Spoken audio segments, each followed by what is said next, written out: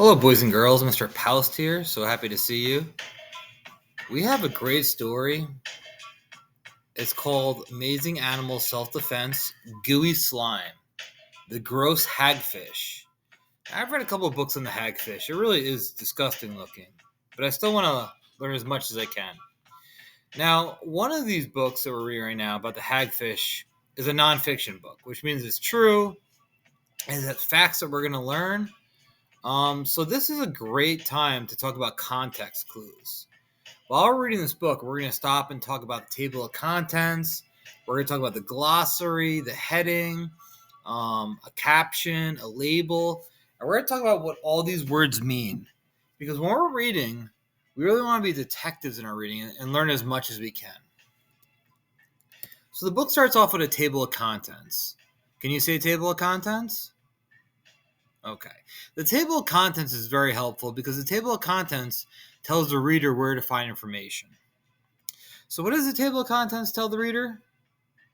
Where to find information. Exactly right. So if you just wanted to start from the beginning, goo, ew, you go to page 4. But let's say you're looking for specific information, like you want to learn about the baby hagfish, right? You can scroll all the way down to page 20, and you can just start right there and start reading about the baby hagfish. So the table of contents is very helpful for a reader because it helps you locate information very quickly. Okay. Now, before we start reading, do you see how goo, ew, is like a bold print and it's kind of yellow and it's bigger than the rest of the writing? That's called a heading. Can you say heading? Exactly right. And the heading tells the reader what they're about to read. Now, if you look to the right, do you see how there's like an orange bubble and there's words in there? Well, this is called a caption. Can you say caption? Exactly. A caption are words that talk about a picture. And a caption is very important as well because when we look at a picture, we think, oh, it's a cool picture, but the caption is going to tell us and explain to us what is happening in that picture. For instance, this caption says, hagfish are also known as slime eels. Now, that's something I didn't know. I just knew the hagfish was gross looking, but I didn't know it was called a slime eel. So let's go back to the heading where it says, goo, ew, and let's just read the first time to enjoy the text. Goo, ew. While hunting for food, a shark spots a long, skinny animal moving back and forth. But it's not a slithering snake. It's a swimming hagfish.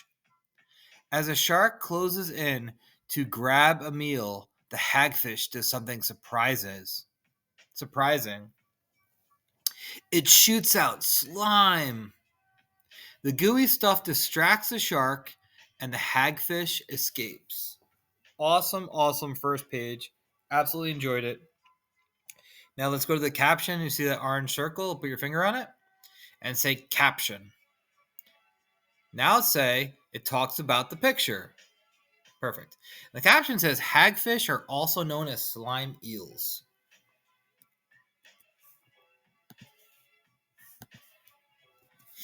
Okay. Now, do you see how these yellow words are a little bit bigger? The words that say slime time. Do you know what we call those yellow words? Say it. A heading. Absolutely correct. And a heading tells the reader what we're about to read. So this heading says slime time. I know I'm going to find about slime and the hagfish, the slime that I shot out at that shark. Now, before we start reading, I just want to move over to the orange circle again. Now, you see how the orange circle is right in the picture? What is that called? A caption. Excellent. And what is the purpose of a caption? To talk about the picture. Excellent. So now we've analyzed this page. We see all the context clues here to help us out as a reader. And now we can enjoy the reading. Let's go to slime time. A hagfish's body is always making slime. When the animal is in danger, white goo shoots out of its tiny holes in the fish's skin. Awesome. This goo mixes with ocean water and expands, turning into a big mess of thick... Sorry. This goo mixes with ocean water and expands, turning into a big mess of thick slime. Now I'm going to move over to the caption. I know it's going to tell me about the picture. Minutes after a hagfish shoots its goo, the fish has already made enough new slime to fill a 5-gallon bucket. That's so much slime. So what are you thinking, boys and girls? You loving this story so far? Yeah, me too. I know a lot of our friends in this classroom like reading about cockroaches and different insects and cool stuff. So the hagfish is right up that alley. All right, let's keep moving.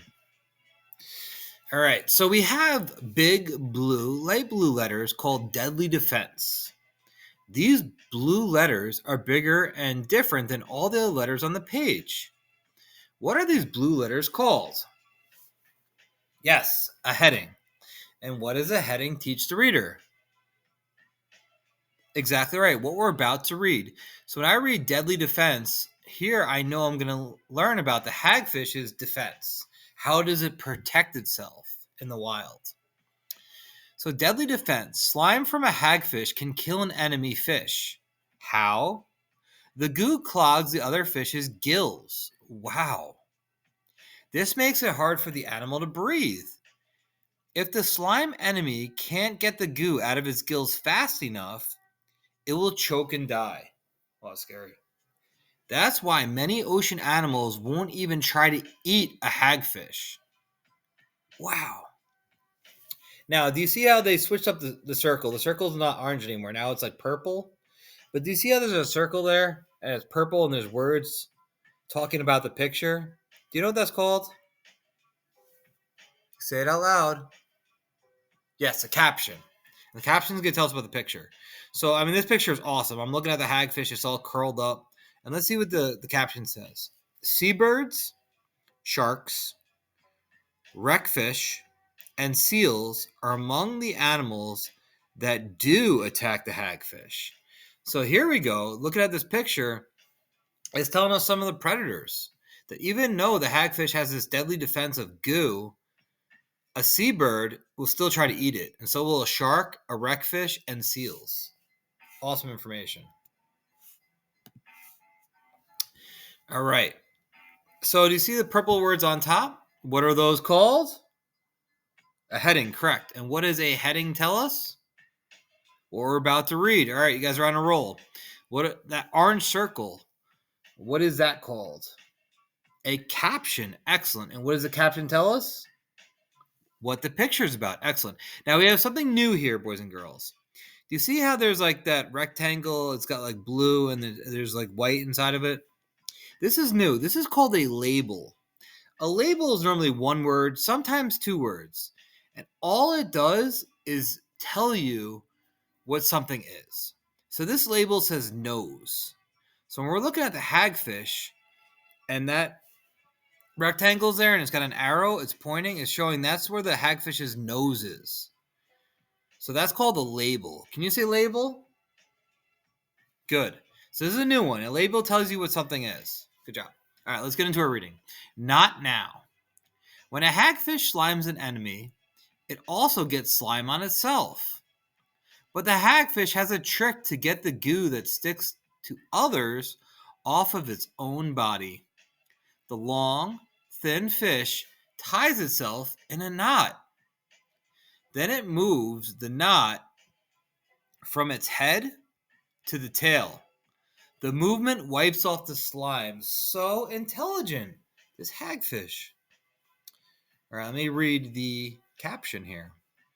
A hagfish also sneezes to get rid of any slime in its nose. Pretty gross, but pretty cool. All right, let me look at this label. And the label says nose. Awesome job. All right, these blue letters, what are they called? Yep, a heading. And what does the heading tell us? What we're about to read. So it says slip and slide. A hagfish's slime also helps it get food. The fish hunts for sick or dead animals on the ocean floor. When a hagfish locates its prey, it slimes itself. Then its slippery body easily slides into the prey through any opening it can find. even the other animal's mouth. Really gross, but cool. All right, let's look at that orange circle. What is that called? A caption. Awesome. And what does a caption teach the reader? About the picture. Awesome job. So the caption here says a hagfish doesn't have eyes. It uses smell and its feelers to find a meal. Okay. Now, do you see that rectangle there that's blue? What is that called? We just learned about last page. Yes, a label. And what does a label teach us? Just what something is. And as I told you, most of the time a label is one word, sometimes two. We got two words, a feeler. And it's showing us what the feeler is. Okay. We have some green big letters on top. What is that called? The heading. And what does the heading teach us? We're about to read. So this one says on the inside. Once the hagfish is in the prey's body, it starts to eat. This creature eats from the inside out. Since the hagfish doesn't have jaws for chewing, it sucks up its food. Slurp! When the hagfish is done, all that's left of the meal is skin and bones. All right, see that orange circle? What's that called? Caption. What does the caption teach us? What the picture's about. Awesome job. Hagfish don't always need to suck their food. They can always take in nutrients through their skin. All right. What are those blue words on top called? A heading. And what does the heading teach us? What we're about to read. Awesome. And this says an ocean home. There are about 70 different kinds of hagfish that live in oceans all around the world. Some kinds live in large groups, while others live alone. Most of them stay in cold waters near the ocean floor, where they can find food. They've been found nearly 9,000 feet deep in the ocean. All right, see our orange circle? What is that called? That's right, caption. And what's that teach us? About the picture. Up to 15,000 hagfish may live together in one small part of the ocean. All right, dig in. Eating isn't the only thing these creatures do at the bottom of the ocean. Hagfish also make their underground burrows there. The animals push their bodies into the soft mud. The burrows don't last long, though. They cave in as soon as a hagfish leave. Huh. Hagfish may find other safe spots by squeezing into small holes in rocks. Now, I want to do something with you, boys and girls. Take your finger, put it on the screen. I want you to touch the heading. Do that now. Good. You should be touching the words dig in. Now, take your finger off the computer, and now I want you to touch it again and put your finger where the caption would be. Yes, the orange circle tells about the picture. Excellent. All right, baby hagfish. The mud on the ocean floor also gives hagfish a safe place to lay their eggs. When the eggs hatch, the baby hagfish looks like its parents, only smaller. Soon the babies will be ready to ooze their own gooey slime. A mother hagfish can lay up to 30 eggs at a time. Another slimy defense, clownfish. A clownfish is another sea creature that uses slime for safety. This fish is covered in slime. The slippery stuff protects it from getting stung by the sea anemone, where the fish makes its home. The anemone can't tell the difference between its own slime and the clownfish's, so it doesn't sting the little fish. A clownfish is an anemone. All right, I want you to put your finger on the heading. Yes, clownfish, those blue words. All right, take your finger off. Now, put your finger on the caption. Good. A clownfish is an anemone. Now, this is another context clue we have here called the glossary. The glossary is very cool. I don't know if you noticed this while we're reading, but in some of the pages, when we're looking at the letters, they're like white letters, and all of a sudden you see like black, like a word in black. And the glossary, what it does is it takes certain words that a reader might not be familiar with, and it'll make it boldface. So that when you go to the glossary, you can find out what it is. So the word burrows says holes or tunnels animals make to live in. So if you didn't know what burrows is when you're reading the story, you can go to the glossary and say, oh, it's holes or tunnels that this animal makes to live in. Or here's another one, clogs. It fills up or blocks something. Expands, gets bigger.